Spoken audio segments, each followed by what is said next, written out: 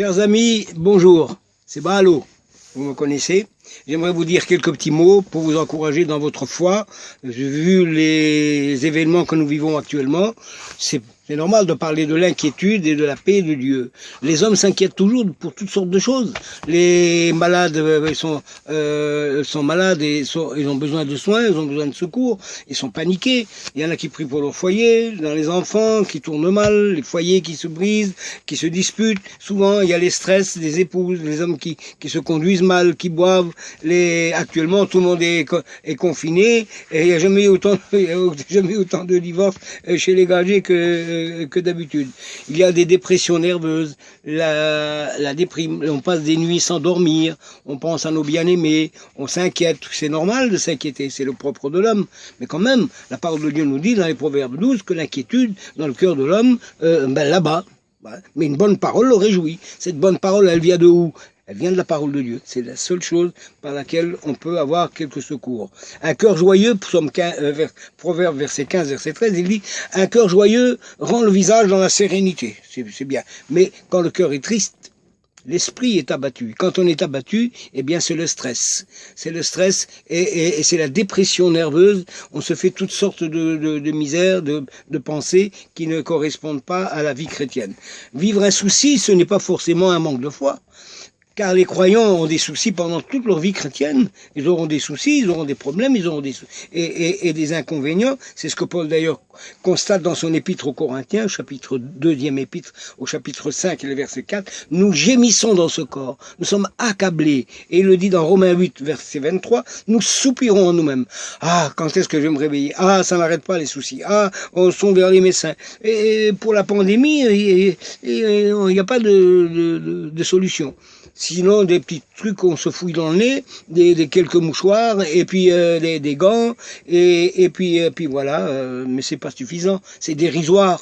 Par conséquent, aujourd'hui, plus que jamais, nous avons besoin d'entendre des mots de la Bible, afin que nos soucis et nos craintes puissent s'apaiser, et pendant ce confinement difficile, compliqué et lourd. Quelles sont les paroles de Jésus pour chacun d'entre nous? Eh bien, je lis plein de textes. Il y a quelques-uns, mais on ne pourra pas les lire tous. Et il y a des textes qui sont là pour apaiser notre foi.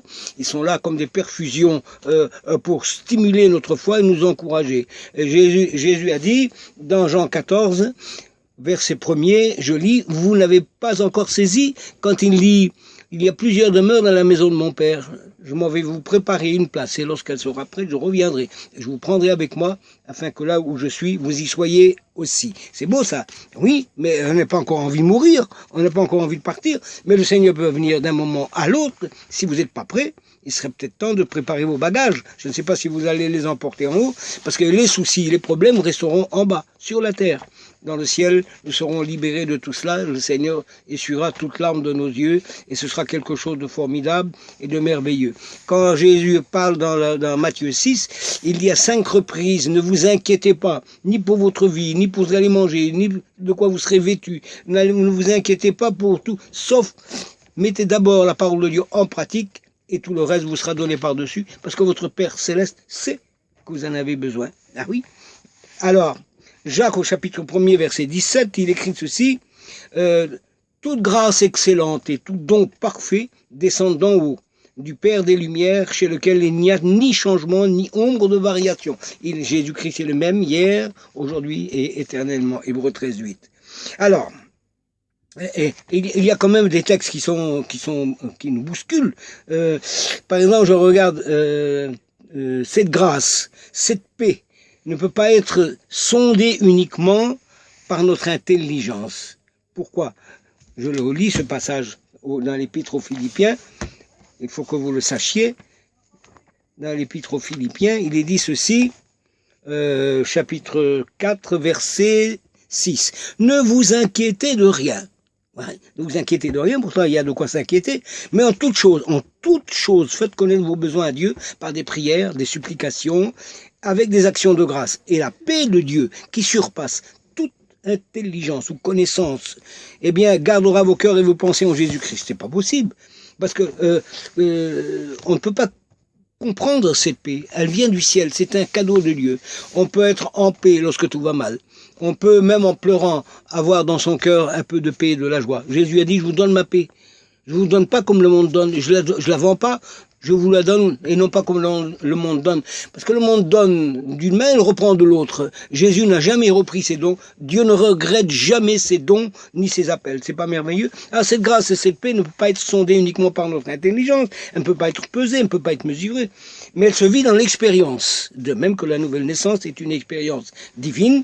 Ainsi la paix que Jésus nous donne se vit, se déguste. C'est une eau fraîche vivifiante qui nourrit et désaltère nos âmes. C'est pas beau ça? C'est magnifique. Alors, restons donc sur son invitation. Qu'est-ce qu'il nous a dit dans Matthieu 11, au verset 28? Venez à moi, vous tous qui êtes fatigués et chargés, je vous donnerai du repos. Prenez mon joug sur vous et recevez mes instructions, car mon joug est doux et mon fardeau est léger, car je suis humble de cœur. Vous trouverez du repos pour vos âmes, car mon joug est doux et mon fardeau est léger. Alors, c'est une invitation de Jésus, je vous le rappelle, c'est pas ballot, mais je suis heureux de vous le transmettre, ça tombe de la bouche de Jésus, des lèvres de Jésus. Alors, cette grâce-là qui nous dépasse, qu'on ne comprend pas, qu'elle est divine, elle est spirituelle, elle est à notre disposition. Restons donc sur cette invitation et regardez ce dernier passage dans 1 Pierre chapitre 5, verset 7. 1 Pierre chapitre 5, verset 7.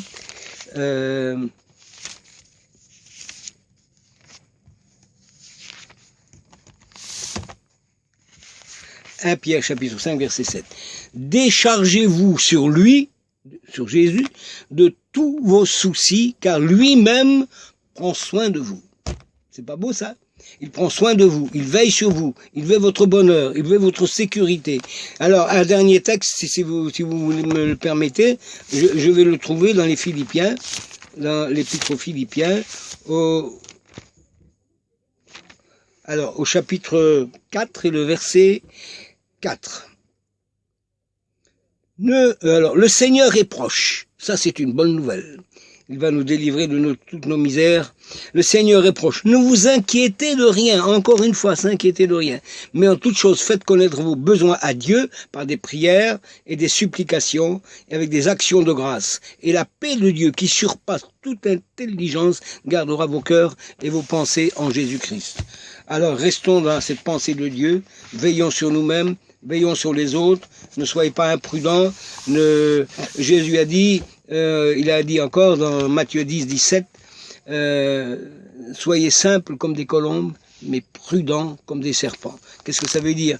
Ça veut dire que vous devez vous conformer à ce que nous a dit le président et l'État. Il faut surveiller nos allées et venues.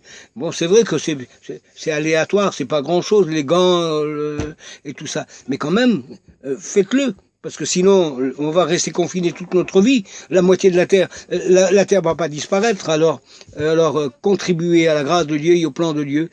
Il faut que cette pandémie s'arrête. Que Dieu nous bénisse et je prie pour vous. Seigneur, bénis-nous. Accorde-nous ta grâce. Accorde-nous ta paix. Que ta miséricorde nous conduise. Seigneur, aide-nous à prendre connaissance de tout ce que tu veux nous donner. C'est pour nous notre patrimoine.